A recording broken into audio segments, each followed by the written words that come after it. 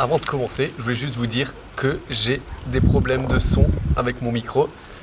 Et vu que je suis confiné chez moi, je n'ai pas pu régler ce problème. Désolé. Allez, c'est parti. Salut tout le monde. Donc on se retrouve aujourd'hui pour une petite vidéo un peu particulière.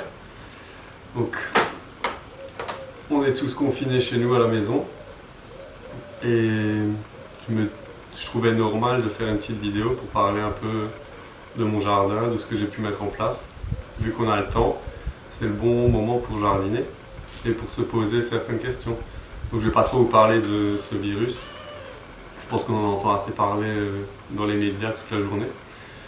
Mais je remarque quand même que dans l'espace de quelques semaines, ce virus a pu mettre l'humanité en pause.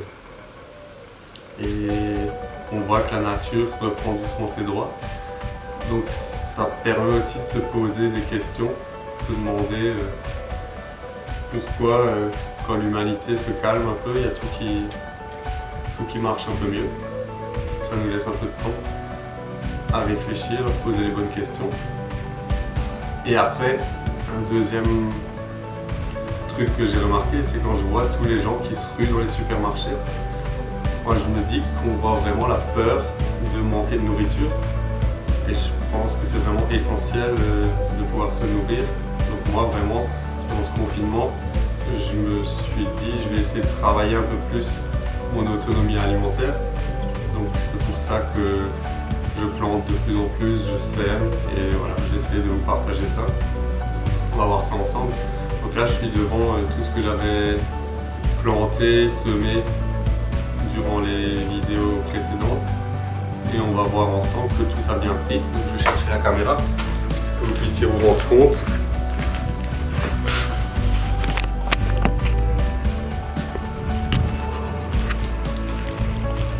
Donc là on voit les racines de menthe que j'avais plantées qui sont bien sorties. Elles sont bien. Donc ça c'était les racines de consoude. Donc là on voit que doucement elles arrivent.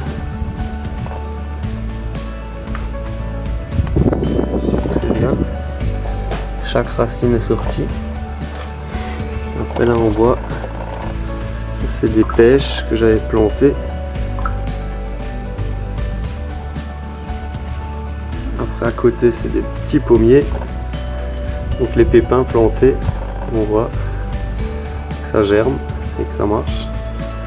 Ça c'est les fraisiers. Pareil, des fraisiers que j'ai récupérés en novembre.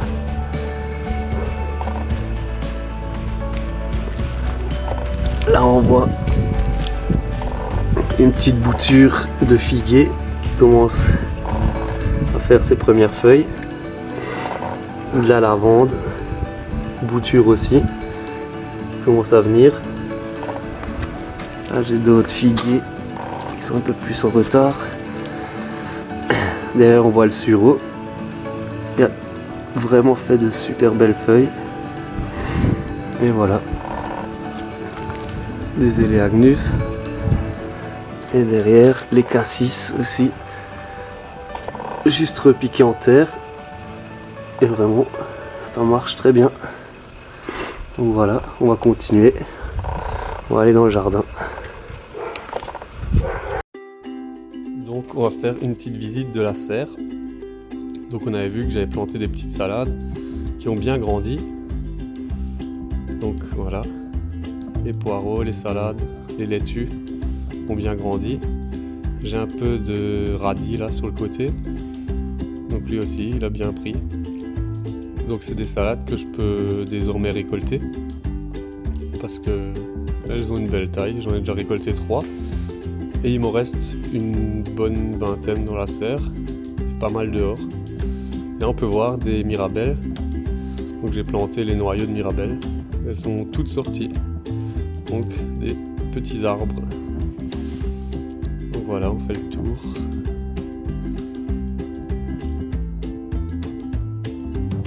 Des belles salades.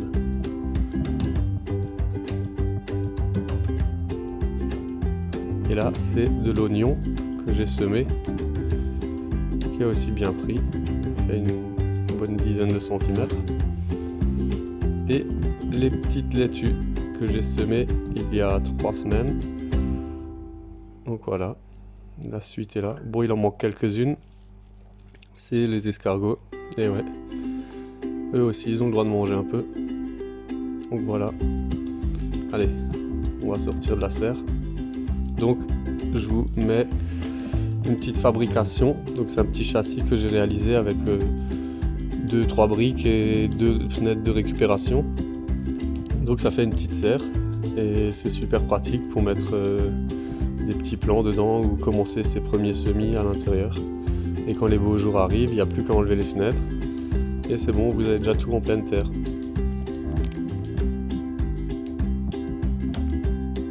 Donc là, on arrive sur une nouvelle zone que j'ai délimitée avec 4 bouts de bois de récupération. J'ai mis de la paille, du foin et de la litière de mes poules. Et en fait, ça a tué les herbes qu'il y avait en dessous. Et là, je vais m'apprêter à planter des pommes de terre. Donc en fait, comme vous pouvez le voir, à l'arrière de ce châssis, on voit le fil tendu. J'avais planté il y a un mois des topinambours, des tubercules de topinambours. Donc j'ai fait une ligne qui sera à l'arrière. Et sur toute la partie avant, je vais planter des pommes de terre. Et en fait, ces pommes de terre, j'ai jamais acheté de pommes de terre. C'est il y a 4-5 ans, j'ai récupéré des vieilles pommes de terre que mon grand-père voulait jeter à la poubelle. Et en fait, je les ai repris et je les ai replantés. Et d'année en année, je les replante et ça me fait des pommes de terre pour toute l'année. Donc là, c'est un peu les vieilles pommes de terre qui sont toutes fripées, qui ont passé l'hiver dans ma cave et que je vais replanter. Allez, c'est parti. Donc là, j'écarte simplement le paillage et je vais mettre la pomme de terre au contact de la terre et je referme le paillage tranquillement. Et voilà. Donc également, si on a des pommes de terre un peu grandes, on peut les couper en deux. Ça marche très bien. Et donc voilà, on écarte le paillage, on la met au contact de la terre et on referme le paillage. Et le tour est joué. Et donc je vais faire toute la zone. Je vais planter des pommes de terre sur toute la zone. Et après, il n'y a plus qu'à laisser faire la nature. Ces pommes de terre vont germer, vont pousser. Et chaque petite pomme de terre va me donner un plant de pommes de terre. Et une super récolte de pommes de terre. Et pour ça, il faut encore un peu attendre.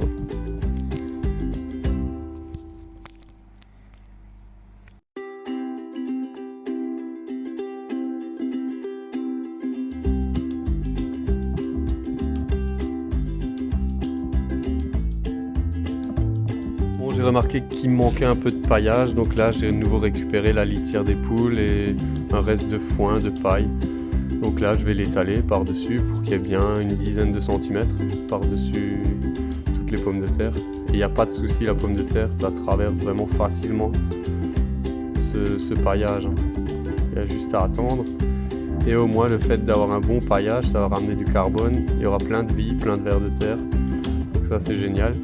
Et ça va éviter à toutes les herbes spontanées de trop pousser dans ma zone. Donc voilà, on fait ce paillage et après on attend.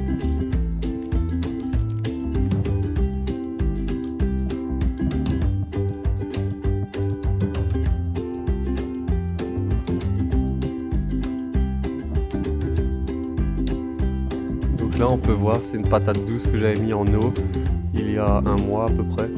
Et là elle a germé, elle a fait plein de beaux germes. Donc là on va prendre des pots, les remplir de terreau sans trop tasser comme d'habitude. Donc là je vais remplir 3 pots pour commencer. Voilà. Et après la patate douce je l'avais juste fait tremper dans l'eau avec 3 cure-dents. En fait, au bout d'un mois, les germes sont sortis. Donc là, je vais prélever la patate. Et donc là, je vais venir découper le germe pour qu'il reste aussi un morceau de patate douce en bas. Donc on va couper ça. Et comme vous pouvez le voir, il va rester le germe avec un morceau de patate.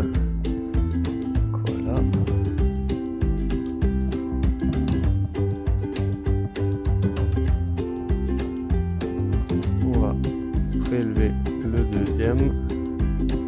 2 pots auraient suffi. Et après, l'opération va juste consister à replanter, juste qu'on voit plus le bout de patate et que le germe dépasse. Et le tour est joué. Après, bien sûr, il faudra bien l'humidifier et le maintenir humide. Et ben voilà, ça nous fera des plants de patates douces. Et qu'on pourra que planter après le 15 mai. Parce que la patate douce adore la chaleur. Et donc là, on va les garder à l'intérieur, devant une fenêtre, parce qu'elle adore la lumière et la chaleur. Et une fois qu'il fera bien chaud dehors, on pourra les planter au jardin. Et ça nous fera des plants de patates douces gratuits.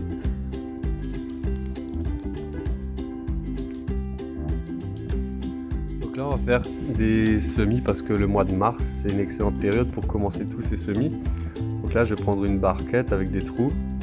Barquette de récupération, là où on a des champs, où on achète ses champignons dedans. Donc là je mets du terreau, bien émietter le terreau, faut pas qu'il y ait de gros morceaux. Et on remplit tranquillement la barquette. On vient un peu tasser le tout. Voilà. Tranquillement, donc en mars on peut faire énormément de semis, donc là je vais faire des tomates. Mais on peut faire des choux, on peut faire... il y a énormément de choses, poivrons, piments... C'est vraiment la période pour commencer ces semis. Donc là, cette tomate, c'est la variété Green Zebra. C'est une tomate verte, très bonne. Donc voilà, je vais prendre quelques graines. Et je vais faire que cette variété dans cette barquette. Au moins, je ne vais pas confondre.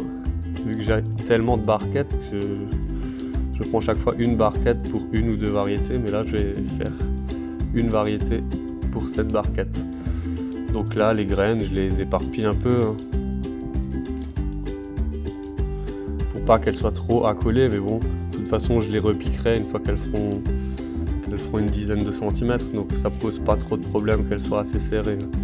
Donc là je vais quand même mettre 20 à 30 graines dans cette barquette.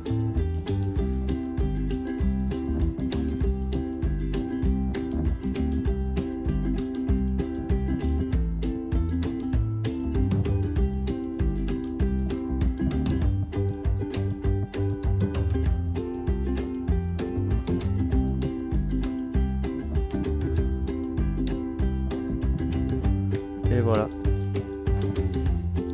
c'est pas compliqué, Il suffit d'un peu de terreau, d'une petite barquette en plastique et de quelques graines. Donc la plupart des graines, moi je les récupère et je les fais moi-même. Bon là c'est une variété que c'est la première année que je la fais, donc je l'ai acheté.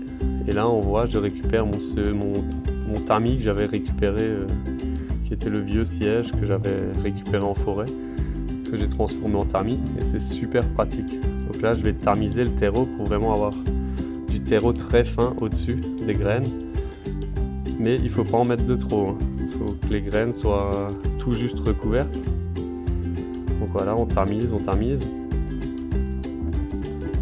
et quand on voit qu'on a recouvert toutes les graines, on va venir juste tasser légèrement.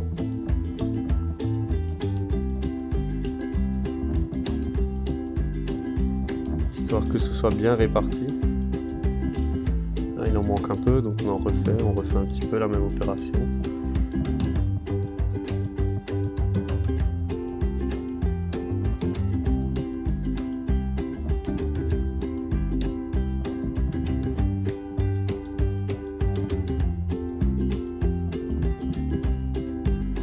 Et voilà, le tour est joué, c'est terminé. Il n'y a plus qu'à les arroser et à attendre. Et donc là on va les garder bien sûr en intérieur, parce qu'il fait bien trop froid dehors. Ah non, j'oubliais une petite chose, surtout quelque chose de très important, ne pas oublier de noter le nom de la variété, faire une petite étiquette, ça permettra de nous rappeler quelle variété de tomates c'est le jour où on va les repiquer.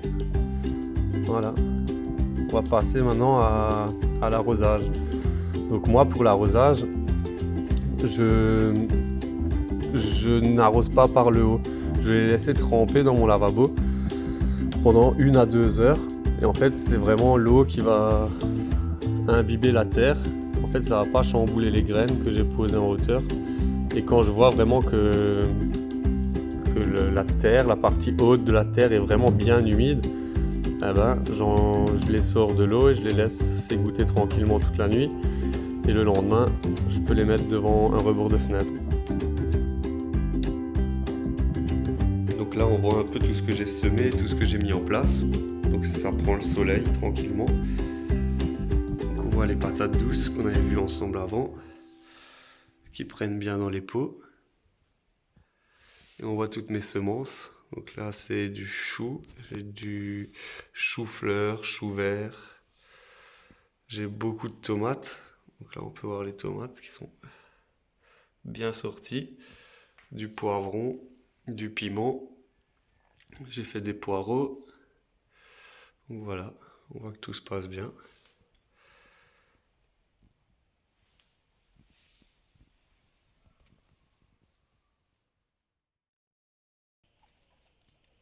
Mais rassurez-vous, il prend aussi du temps pour se divertir et se reposer. Donc voilà, le tour du jardin se termine. Donc je voulais encore remercier tous les gens qui continuent à travailler. Donc que ce soit le corps médical, que ce soit les infirmières, les transporteurs, enfin tout le monde, c'est grâce à vous qu'on peut continuer à vivre. Donc un grand merci. Je vous dis, gardez votre sourire et votre bonne humeur. Et restez chez vous. Allez, salut tout le monde, à la prochaine. Bisous.